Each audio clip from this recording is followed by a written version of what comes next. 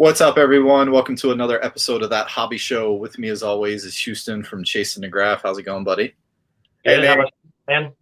Good, good. And you may notice we have a special guest, Rosario Grillo, from one half of the tag team TSF. So I guess that would make you that solo fella for. Okay, there we go. I know. Thank you for saying my name right. A lot of people always mess it up, and then I have to fight the announcers at the shows when they mess it up. Oh, really? How do you mess Rosario? So it's kind of a Hispanic name where people assume it's a Hispanic name, so they say Rosario Grillo. But I'm like, hey man, it's as American as you can say. It's Rosario Grillo. Gotcha. Yeah. Not Hispanic, Italian from New Jersey, New York, and New Jersey, but it's gotcha. Yeah, you said it perfectly. Awesome, excellent. Yeah, usually my my twang or my accent kind of makes me pronounce things a little wonky, but I'm glad that I was able to do that. And then awesome. So there's so many questions that I want to ask. I really don't even know where to start. So let's just tell us about yourself. You've only been wrestling professionally for, I mean, it hasn't been a year or a little bit of. September 21st, 2020 was my first ever time stepping in a wrestling ring. March 26th of this year, 2021, was our first ever independent wrestling show. A small show down in Covington, Georgia, PCW. And since the 26th, so about 7 months, we've had 35 matches in 6 states, and we've been on AEW about 6 times, which is unheard of for someone with such a lack of experience. Yeah, well, I mean, that must mean that you're pretty damn good and you're doing something right to be getting all these opportunities, because I'm sure you're wrestling with the Nightmare Factory, which most people know, Cody Rhodes. Yep. I don't think he's going to put anybody on AEW to just to fill time. So I mean, that's pretty amazing. Yeah, no, I mean, as much as we like to take credit for everything we do, we can't. Without the Nightmare Factory, we are nothing. And everyone they hear Nightmare Factory, they think Cody Rhodes. It's also QT Marshall. QT put his blood, sweat, and everything, tears into that school, and he still does. And I mean, they're on the road. You know, you see it now. They have Wednesday Dynamites. They have Sunday pay-per-views or Saturday pay-per-views, whichever day they decide to do it. They have Friday Rampage live every now and then. Like, they're on the road a lot, and they're still there teaching us late at night. Like, they're there longer than we want to be there sometimes. Yeah, and right. We're not where we are without them, and we're forever thankful for them. But also we're pretty damn good. Yeah, and it's also got to be pretty motivating that when you're tired, you see your trainer, who's also out on the road, is still there. Yep. So that kind of probably gives you that extra motivation to want to stick around, even when you're not feeling it. 100%. There's times where like, dude, 0% of me wants to go today. Yeah. Is QT going or Cody going? Like, yep. They just got in. They just got in a few hours ago. They'll be there. It's like, okay, well, if they're there, I'm there. Like, I have no excuse to not be there. Yeah. And then, so one of your trainers was one of my favorite wrestlers from back in the day. I was a huge Mortal Kombat fan. Glacier, if everybody remembers, he kind of had that Sub-Zero thing going on. How were you starstruck at all the first time getting in the ring with some of these guys that you watched? A little bit. Coach Ray was. I didn't watch WCW. I didn't start watching wrestling until right after WWE bought their WWF back then, bought them out. So I missed a lot of that. And then obviously we didn't have the network back then. So it's really hard to watch some of that stuff. So I found out about Glacier a lot later in wrestling fan. And what you see from TSF now is in large part because of him. We were fortunate enough to have Glacier take us under his wing and just be like, hey, man, like, you guys have something here. Now, like, let's find it, work on it, and expand it.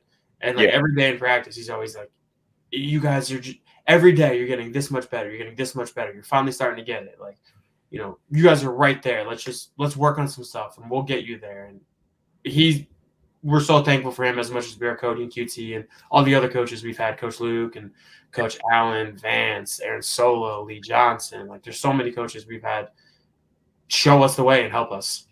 You guys have like guest coaches as well, like Starks and stuff as well, right? Yeah, Coach Rick. Oh man, I love working with him. I've had the opportunity to work a practice match with him, and I've just seen the vision that he has for this company, and the way he treats wrestling is like, watching him is like, wow, like I want to be like that.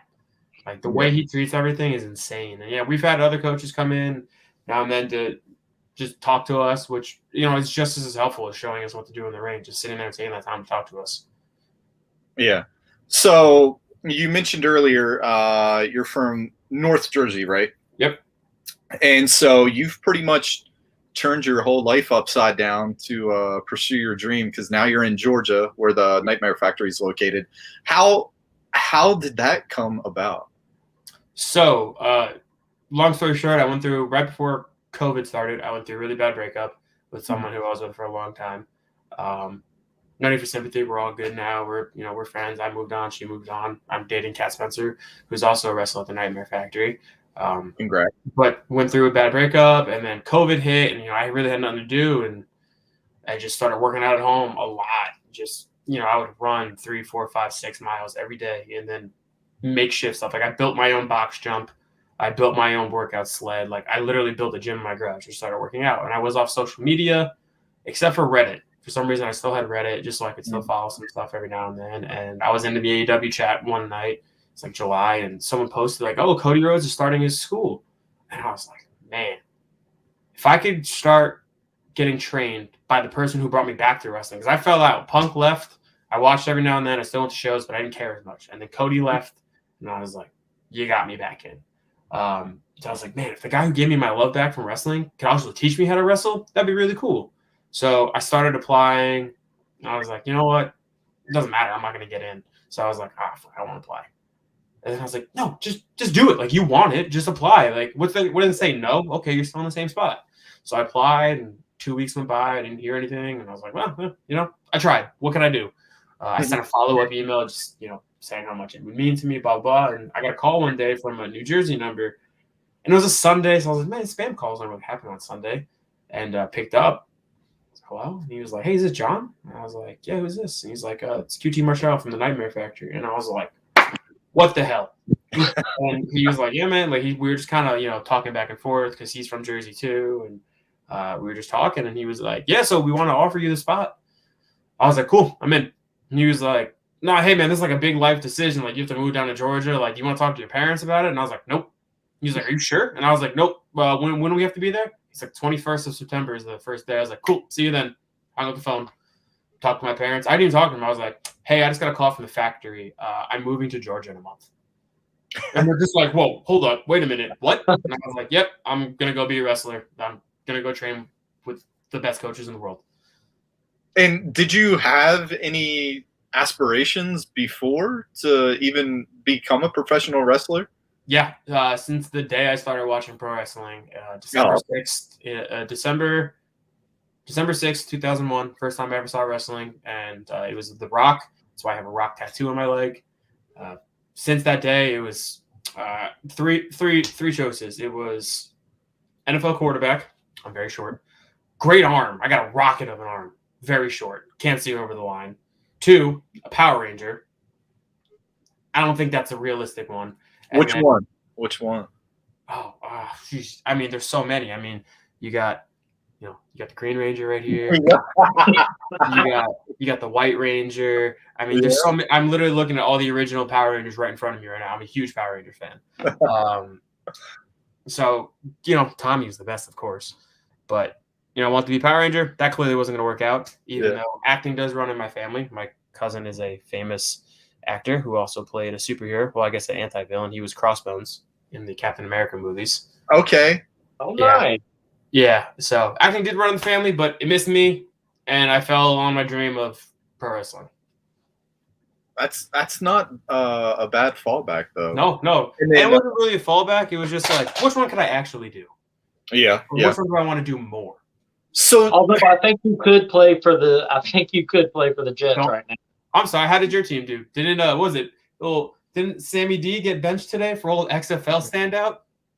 Yeah, it was a long time coming. Yeah, I actually bet the Giants today. I had them today. I was like, you know what? I feel it. Giants are gonna win. all three of our teams lost today. That's pretty insane. My team's terrible.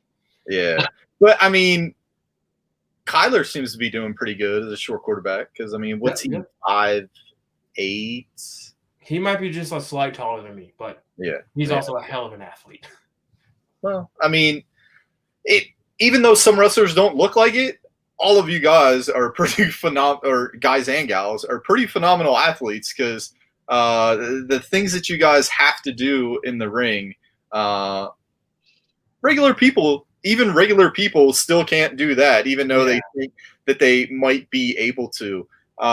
It's funny you say that, because as it came out of my mouth, in my head, I was like, "Hey, idiot, you're an athlete now." I forgot that. I'm not just a fan sitting a couple rows back from the ring. Like, I'm in there. Those stupid fans think. There you go. Yeah, I'm not part of those stupid fans anymore. Yeah. But so did you do any type of training prior to kind of like put you on that path towards becoming a professional wrestler? No. So I was like, not that I wasn't athletic. I just didn't do sports like I did as a kid. And as I grew up, I just, I tried football my freshman year for literally one practice and didn't make it through. I was like, this sucks. I don't want to do this. So like in high school, I wasn't athletic. I was kind of fat. In college, I did intramurals every year. I did football, basketball, hockey. Again, I was still pretty heavy. But I never really played competitively. I just, I always had athleticism in me. Like I can throw a dime. Like I can rock the football. I haven't, for no reason at all, I can kick like a 45-yard field goal right down the middle. Nice. Don't know why. Don't know how. One day, like in high school, we were kicking field goals. No one was making them. I was like, oh, let me try this. Just drilled one. Kept moving it back. Just drilled it. Kept moving it back. Just drilled it. And I was like, oh my God, I can be a kicker. Yeah. Easy. I'm just drilling. Kickers are born. But yeah, I didn't, I really didn't do anything until COVID actually. And like I said, I was running every day. Gyms were closed. I had literally nothing to do. So I found a track by me, like a local lake that was like 4 miles all the way around. And I would just go and see how long I can run for. And every day I went farther and farther till eventually, just for the heck of it, I ran a half marathon last summer just because I wanted to see if I could do it. I almost died, but I did it. Yeah. And like that was like the most, and that unexpectedly like prepared me for the ring, because you're in there for 10 minutes and it's like 45 minutes of cardio. It is a lot. The other day we were in CCW in Nashville. Our match was about 22 minutes. I was dying. I was on the apron like, oh my God, I'm going to have a heart attack. So that's like a feedback scrambling for like 20 seconds or 30 seconds. So you seem like you have a pretty good memory. Do you remember, speaking of like people thinking that they can be a professional wrestler, do you remember your first bump and how much it took out of you? Yeah, so first bump was, like as a kid, me and my cousins all the time on trampolines, but there's nothing like taking a bump in the ring. And the first bump I ever took was at the factory. It was a couple days in, and like, Cody and QC were just teaching us like how to take a flat back, just how to take a normal bump. And I remember taking it, getting up, and he was just like, "You all right?" And I was like, "Yeah." He goes, "You ever bumped before?" And I was like, "No." He was like, "You've never taken a bump before in your life?" I was like, "Not in the ring? Why?" He was like, "You bumped and got up perfectly. Like, I don't understand that at all." He's like, "You're telling me you have no training?" I was like, "No, well, fine." The only bumps that sucked were drop kicks, because when the first time you try them, you don't really expect to land on your nether regions, and Jesus Christ, did it hurt. And it was hysterical because the first six people who learned how to do a drop kick were all guys. So the whole line was us doing a drop kick and then sitting in line like this. Just the whole line behind me. Like, I was the first one to go. Just a whole bunch of people just standing there and just, "You all right? Yep. Did you hit it? Yeah. Okay." And you got maybe like a 30-second recovery rate before you just... Yeah, and then you got to go again. So okay, I'm gonna land differently this time. What's a normal day at the Nightmare Factory consist of? Like, when do you get there? So we get there at 7. There's optional lifting from 7 to 8. So that's usually our second workout of the day.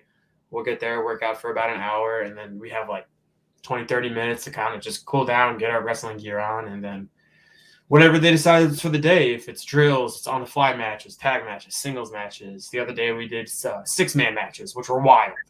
They're so hard to do. Like, you think tag wrestling's hard? Add 2 more people, and you're like, I have no idea what I'm doing. Sometimes we have open ring, which is awesome because we just get to practice new moves that we want to try, or just put heat on someone who needs extra help. And it's actually how we've learned a lot of our moves, like how we figured out a lot of our tag moves and a lot of small things we needed to work on was because of open ring. You go grab a ring by yourself and just kind of work on stuff. Yeah. So, I was going to say, with Rose onto the top, or Rose to the top, obviously, being on TNT now, and there's quite a few shots of Nightmare Factory in there, and they're filming, trying to get good content for the show. And you guys are in there learning. Did that affect it at all? Because obviously you guys are in front of the camera on Dark and all that, but did having a whole different network there kind of add to that? Like, damn, not only is like, QT and all them here, but we also now have a network filming us, and which, it's not going to be like 10 or 15 minute segments on, once it airs, but did that add any stress to it at all? No, not really, just because, it was actually like smaller than what our training classes normally were. So it was kind of like there just wasn't a lot of people there that day. And no, not really, because, we work with those guys all the time. And, it was nice to have just like a little more one-on-one time kind of with them, or a little more special time with them. But yeah, it was pretty normal. Nothing, like you said, there's cameras there all the time. There's cameras there at Dark. You're always around the camera. It almost just becomes like, it just comes in the background almost. Like, you don't even realize it until like, you're like, oh, there's a camera right there. Well, I didn't realize that. Probably should watch what I say. So how long did it take you to actually get comfortable in front of the cameras? That's a good question. So it's tough because a lot of indie places, they have quote unquote hard cam, but it's not really a hard cam. It's just like, hey, look that way. Or like, hey, someone's recording on their phone over there. Like, look that way. But like being on AEW and being at the factory, like, you learn very quickly, like, hey, there's a hard cam there. You have 2 roaming camera guys there. Find those cameras.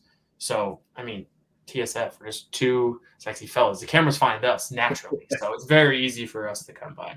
Yeah. No, but sometimes you do forget. You get in the moment and then like you snap out of it and you're like, oh, I probably should stare into the camera. Yeah, yeah. But that's just something they teach us there. Even in practice, we pretend like there's a hard cam.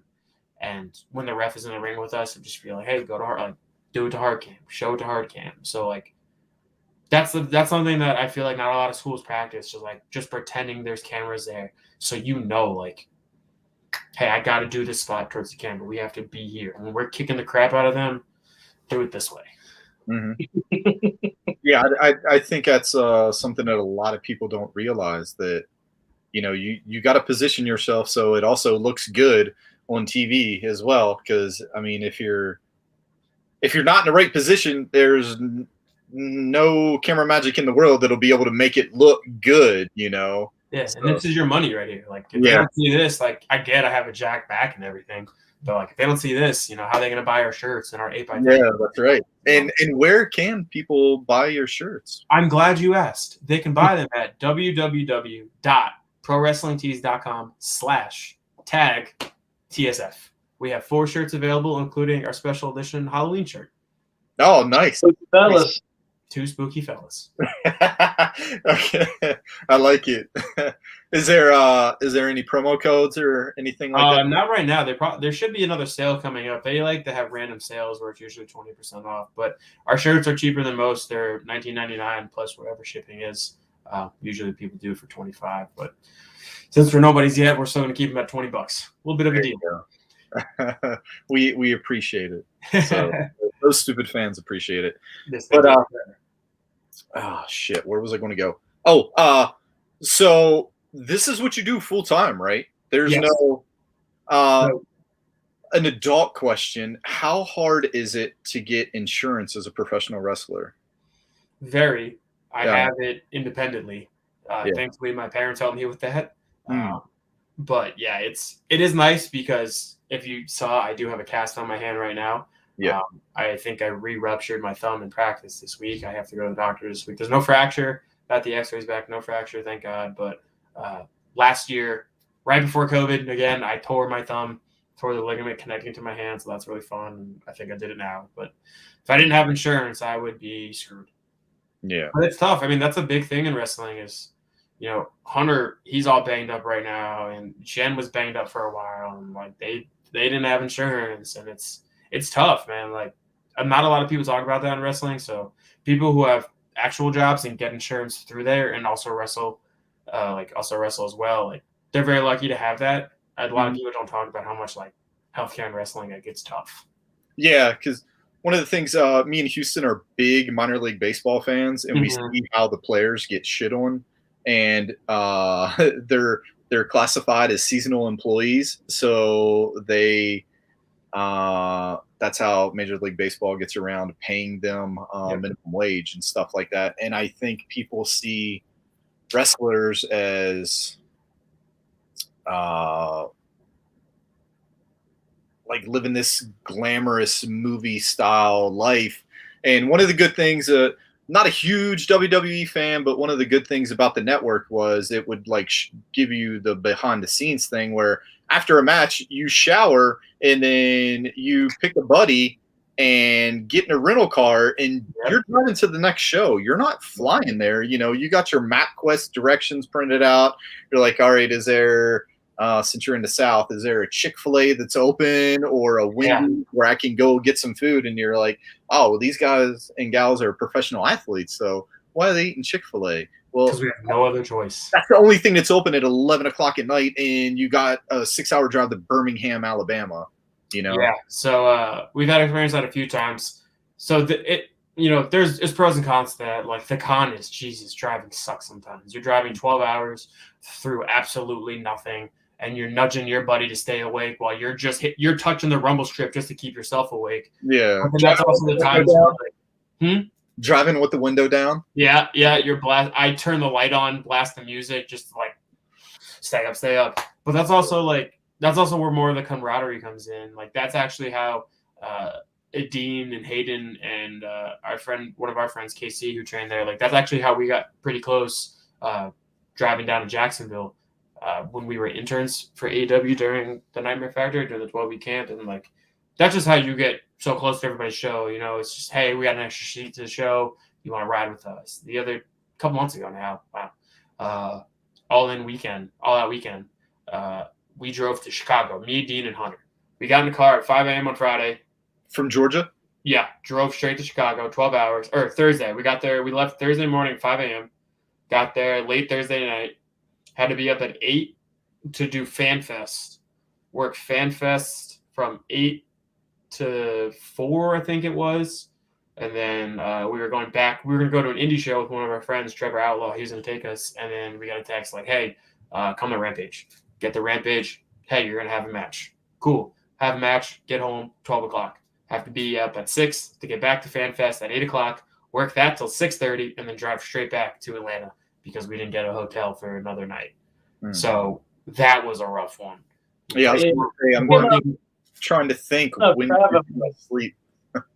Speaking of traveling, how do you feel about traveling tied up in a trunk?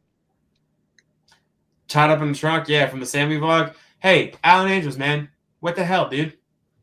Come help your brother out. That's twice. This is like a what is it? What do they call it? The CSG or whatever it is. The CGI. This is just a CGI Rosario's. I'm just trapped in Dean's closet. Yeah. So when you're going to your matches, are the matches already booked for you in advance, or sometimes it depends on the show. we like when we have we like when we know what we're gonna do. That's when we cut promos on everyone, just because TSF cuts fantastic promos, and not a lot of people do it. So like, it kind of gives you a slight advantage. And if let's just say like the company retweets it, if 5 fans see that who didn't know where you are, now they know, just because you took 35, 45 seconds to talk on camera and just go at these guys. Now you have 5 more fans. And like we had a lot of people at their last CCW show, like who we like obviously we're just getting our name out there and we're starting to get a lot more fans. People came up to us and we would do our whole spiel with them and they would be like, "No, I know who you are. I saw your promo. Like I know who you guys are." Like, "Oh, damn, okay." Like, I mean, you should, but like that's cool. Yeah, and that's another thing I was gonna say is the Nightmare Factory also has like promo nights and stuff as well, and there have been so many wrestlers that were really, really good, really, really talented, but their promos and they were like shit, and they weren't shit on the mic. And it's like was gonna say, I think that's another benefit to the Nightmare Factory that I don't know that. I mean, I'm sure there's a lot of other training facilities that do, but promos are a huge, huge part of wrestling, and the hard wrestling fans will understand that, but the casuals, I don't think they really understand that a promo can sell just as many tickets as having somebody on a card that everybody knows. Yeah, look at CM Punk. I mean, literally the voice of the voiceless, and one of the reasons why I love talking on the mic so much is because of him. Like him and Eddie, my favorite wrestlers of all time, they've cut some of the most famous promos. Obviously you think of the pipe bomb, but there's so many. There's Punk and Vince's promos when Punk was about to leave the company, and Punk and Hunter's promos when he was like, "This isn't CM Punk talking to Triple H. This is Phil Brooks talking to Paul Levesque." And I love promos almost more than doing matches. Like matches are fun. I love wrestling, and like I'll never stop wrestling. But you put that mic in my hand, and I literally turn into someone else. Like if you say something to me while I have the mic in your hand, you probably should just leave, like because you're done. Even if I don't, like the other day we were doing our entrance, we hit our pose. I heard some guy to my left say something, but like he didn't put his heart in it because he didn't want me to hear him. As soon as he said it, I just locked on him, and he was like, "Oh crap!" And I was like, "What'd you say?" And he was like, "Nothing." And I was like, No. You said it when I wasn't paying attention. Now, come on. Speak up. Say something. What do you got to say? He was like, "Shut up." And I was like, "Oh, real good one, man. You really got me, idiot." And sometimes people remember promos more than matches. I mean, I can probably pick out more of my favorite promos than actual matches. And that's how, catchphrases and merch and T-shirts are born, I mean, in college, I had when Rock and Punk were doing their promo, when they were doing their Royal Rumble shtick and everything. I had Punk's promo when he was going at the Rock, and he's like, "You're in the little league, and you're playing little league, and I'm in the big league, and I'm swinging for the fences. Your little jabs, they come Sunday, won't leave a mark on the champ's face." And he was like, "Your arms are just too short to box with God." I had that promo on my wall, and I would read it every day. Yeah, like I mean, you might be a little bit too young to remember it, but stuff like Piper's Pit. Yeah. Him smashing Jimmy Snuka in the head with the coconuts, and hell, I think even Brutus Barber Beefcake, didn't he do like a little barbershop thing? Yep. And I'm pretty was that when the Rockers broke up? That was during I think that was during that. Yeah, Marty got his head thrown through the glass. Yep, through the glass, man, and then it was all downhill for him. Yeah. But with your comfortability with promos, does that come from your I've seen some of your other interviews where you do a lot of TikTok.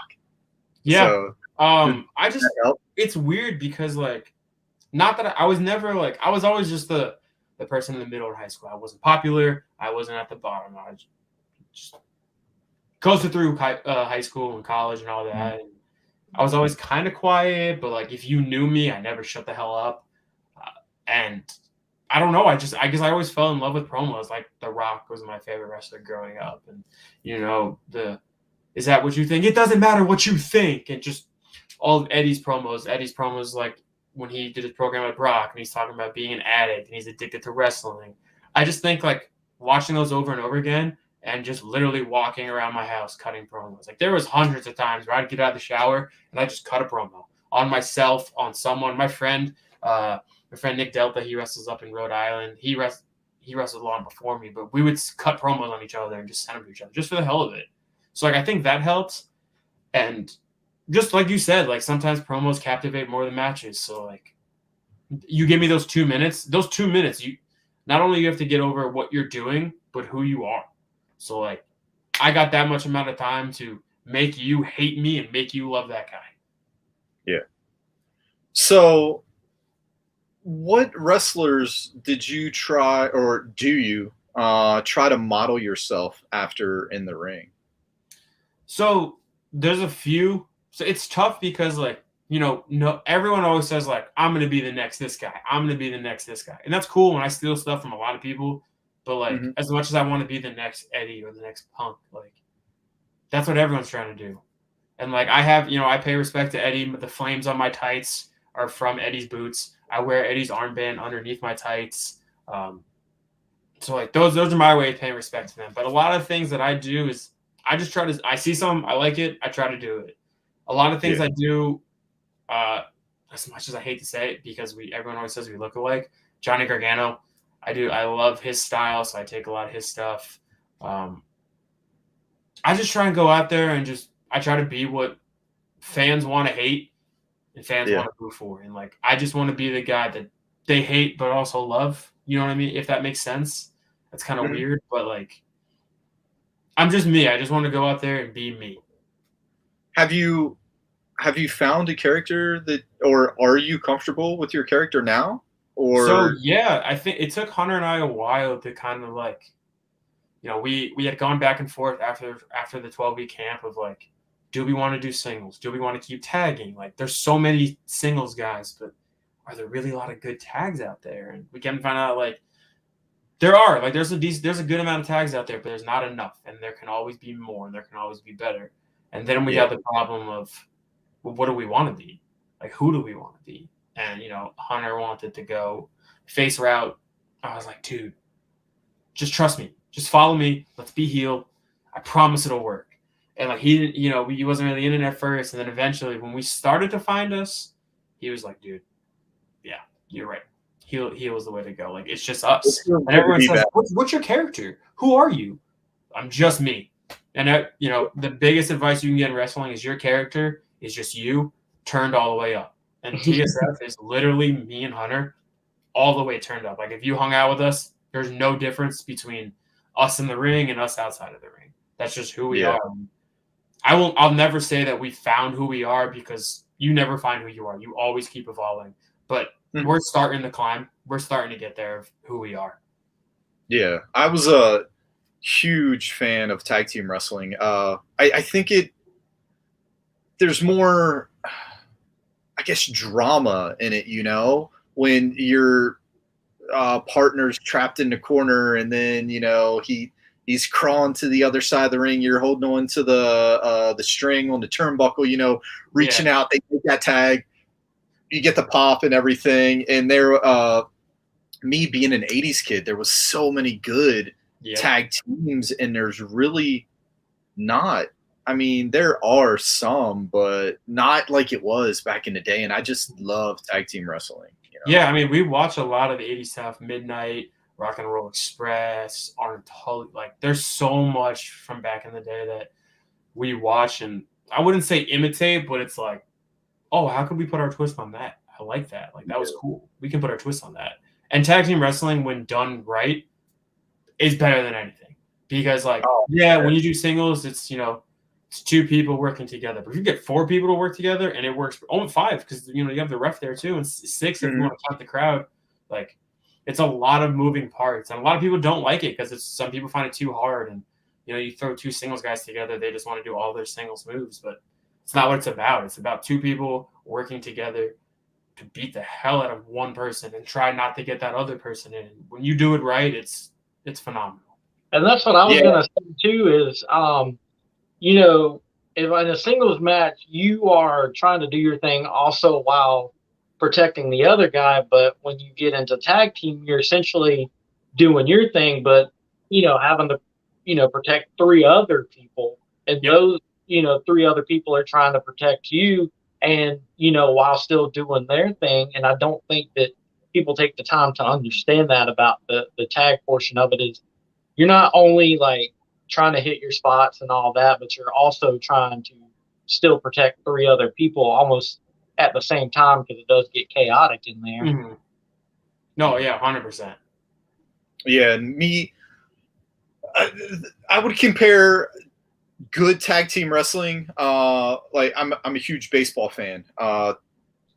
6-4-3 double play. When they're turned just right, there's nothing more beautiful than that. And then like great tag team wrestling, there's just something about it for me that just captures you, and really draws you into the match. And you can probably attest to this, but like what Houston was saying, where it's singles, one-on-one, you have a referee, but it's got to be extremely difficult remembering everything that's supposed to happen and that's going on in the ring. So, I mean, you see a lot of times where there's tag teams that are just thrown together and it. But you and Hunter, you guys seem to have like that connection. I was watching some of your older interviews to do some research because didn't want to be that one of the fans. So, but you guys haven't really known each other for as long as I would have thought. Seeing the way you guys interact with each other. Yeah, so that was a lot of people thought we had known each other prior to the school while we were in the camp, and it was just he had an Airbnb and it ran out and they wouldn't let him renew it, and he couldn't find another place, and I had an apartment on a short-term lease by myself, and we had hit it off one day in practice, and then he mentioned his Airbnb, and he was like, hey, like, I know we don't know each other, but like, can I crash at your place just like for a week or two until I can find somewhere? I was like, yeah, man, like, I don't have an extra room. Like, I have a giant living room. And I was like, you could make that your bedroom. Like, I have an extra closet. Like, you can stay here with me. Like, it's fine. Like, I don't care. And then, he did. And we just, got connected because obviously, like, after practice, it's him and I. So we would hang out. We'd watch wrestling, play video games. And then we both got COVID at the exact same time. So we were stuck in the apartment for 2 weeks together, like, just us. And you would think, like, oh, we're going to kill each other. But it was the complete opposite. Like, kind of made us closer. And then Hayden Backlund too, the three of us would play Warzone all night long. And like, that's just how we got so close. And then obviously spending all that time together. And then, everyone was like, are you sure you guys didn't know each other? And we're like, no, like, met through the camp. We hit it up. We're the exact same person in every way possible. Like, which again, you think like, oh, there's no way they would get along with the same person. Couldn't be more wrong. Like, we agree on majority everything, and we do the same type of things. And people used to think we were brothers. Like, one of our friends just found out not too long ago that we're not brothers, and I've known him for a year. Like, nope, man, just friends. Don't even know. He's 7 years younger than me. We didn't know each other. So what's next for you and TSF? We got a couple shows coming up. November 7th. We're going to be at Wrestling United at Center Stage in Atlanta, where WCW used to perform. So that's pretty cool. Then we have GPW the following week on November 13th. And then we're back in Nashville on November 20th for a street fight. I can't believe I agreed to that. I thought he said something different. I said yes. And then Hunter was like, you idiot. That's a street fight. And I was like, oh, man. So we're screwed. So you're not excited about that street fight at all? Yeah, I'm not confident about that street fight. No. Especially now that I'm hurt. I know I might have to pull an 03 Undertaker with a cast. Just beat people with a cast. No, but we're working Country Air, who we worked last show, and put on a phenomenal match for them. I can't wait for everyone to finally see this match when it comes out. Absolute banger. This is awesome chance. The first time we've ever had that. Literally, it took everything out of me not to smile while they were chanting, this is awesome. As me and some guy are punching the crap out of each other. They're chanting, this is awesome. And I'm like, do not smile. You're getting punched in the face right now. How hard is that, though, to not break character and kind of relish the moment? So it was a little hard just because that was the first time that's really happened to us. But like it was one of those things where like, hey, process this afterwards. Like, do your job. Now, this is your job right now. When you watch it back, you can watch it over 100 times. So like right now, you have a job to do. Don't worry about it. And Hunter tries to get me to pop when we're like, but when the face team's coming out, we're standing there talking crap to the crowd. He'll try to say things to get me to laugh. And it worked last time. I don't remember what he said, and he doesn't remember either. But we're standing there screaming at some guy. I turn around. He said something to me, immediately started laughing. And I was like, yo, stop. Like, bro, stop. Stop trying to get me laughing. Like, that's also the fun part of wrestling. When you're in there, you're friends. We do it all the time to each other. Like, we try so hard to get the other person to laugh.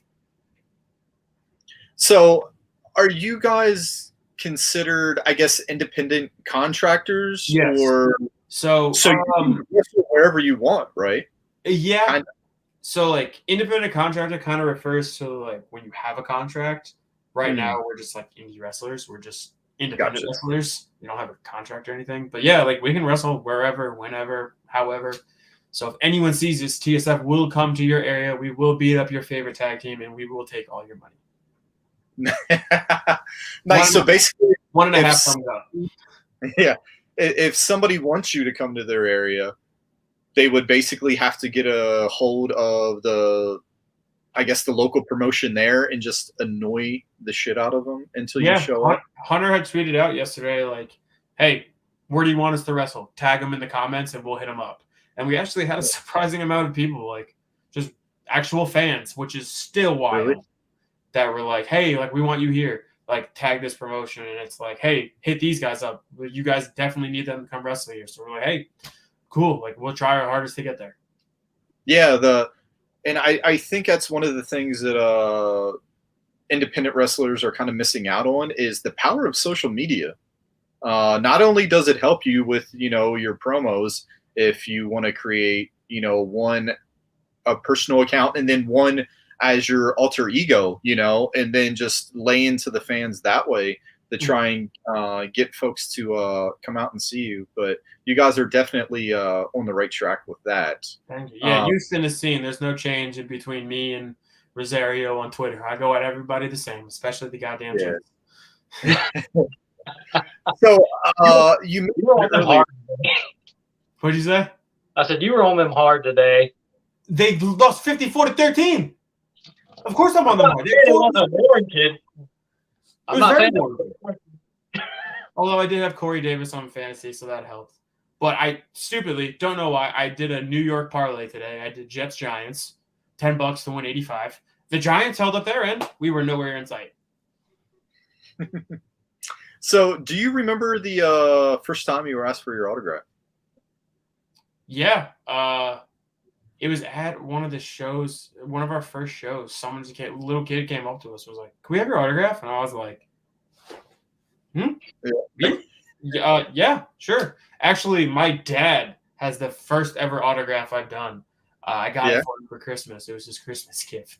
It said, "To Dad, Merry Christmas. This isn't a gift. This is an investment."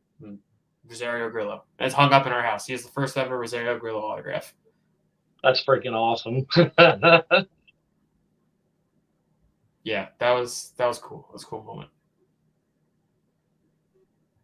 When you guys are in the ring, and I know you can. So was it you're like a headshot or?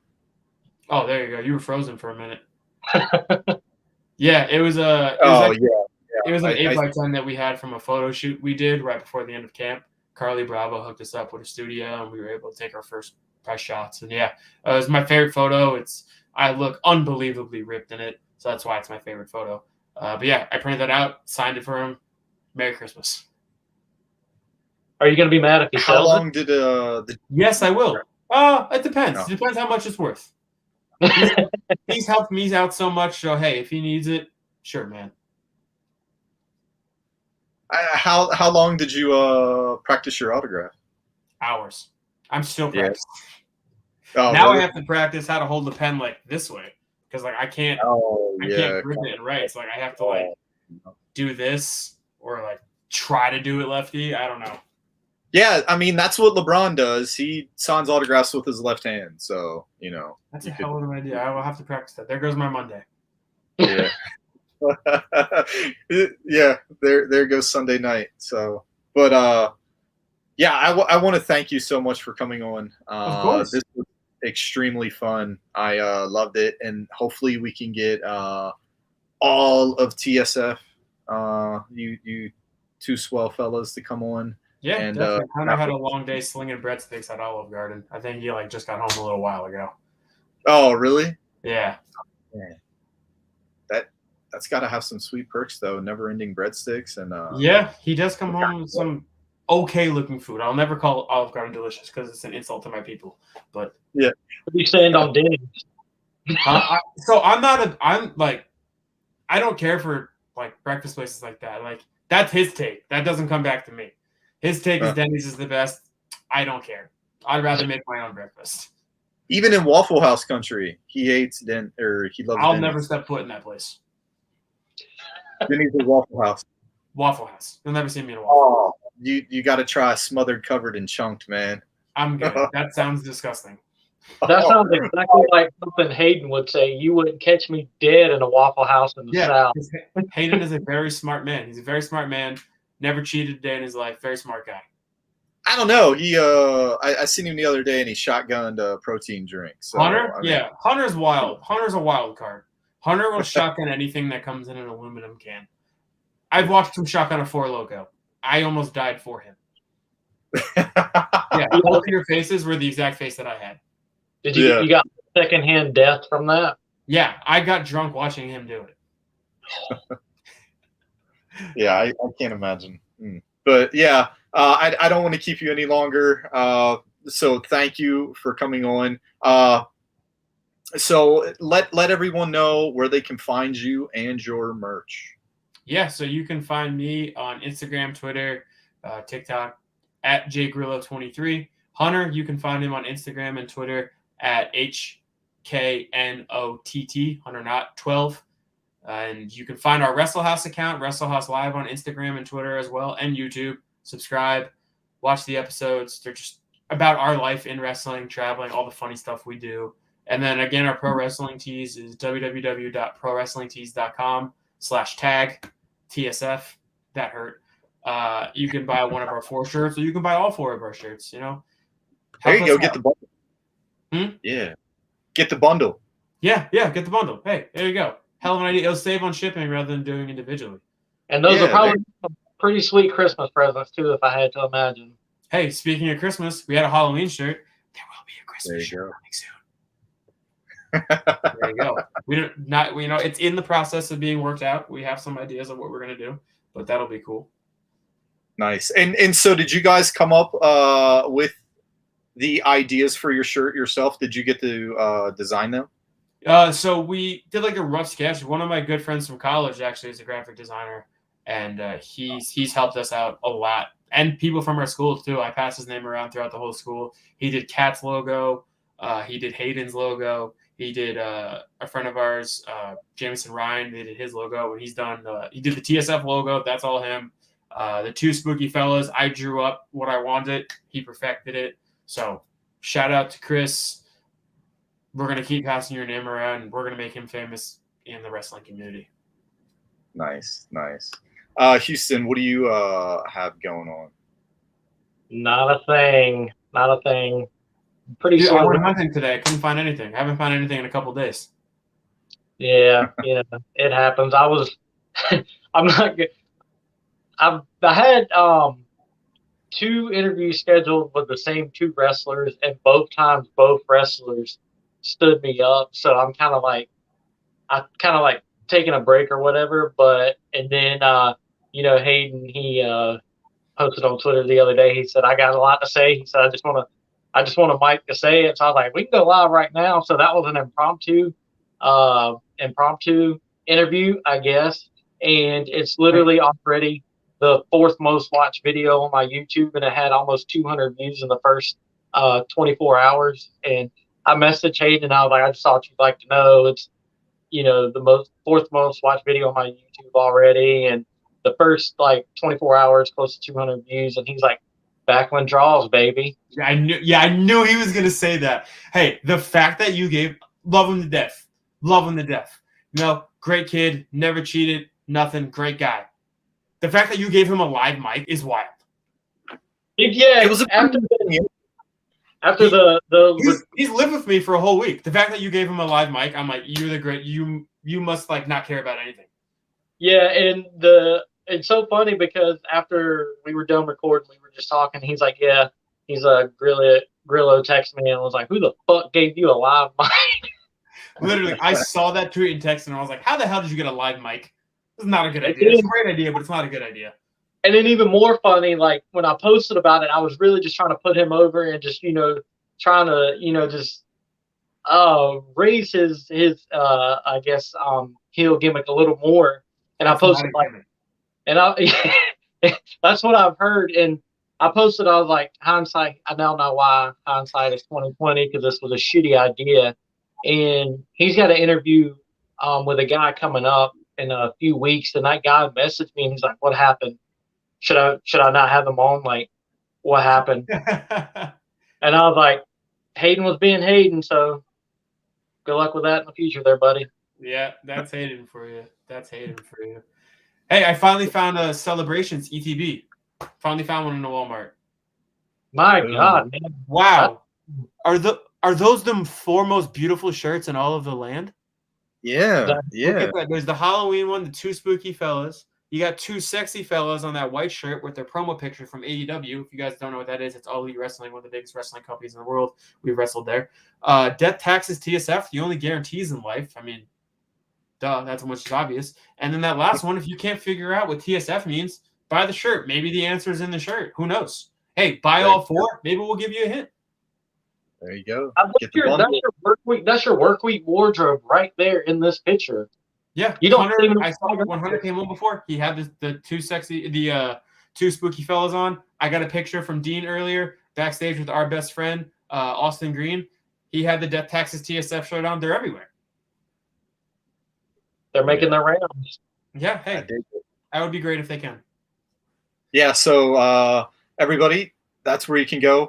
Pro Wrestling Tees. That's what the T-shirts look like. So snatch them up before they sell out of your preferred size. If not, just get some for your kids. That's also not all the styles they have. They do have extra styles. They have women's. They have kids. They have long sleeves. They have V-necks. So if you don't like the T-shirt, you have no excuse. There's other options. Just pick one of them. Awesome. Well, yeah. Thank you again for coming on in Houston. Thanks for setting this up and coming on as well. I appreciate it. Hopefully everybody learned something about the fastest rising tag team in the world. Yeah. In the world. Yeah. And the tri-state area. So, yeah. So thank you, everyone. I appreciate it. And we will see you all next weekend.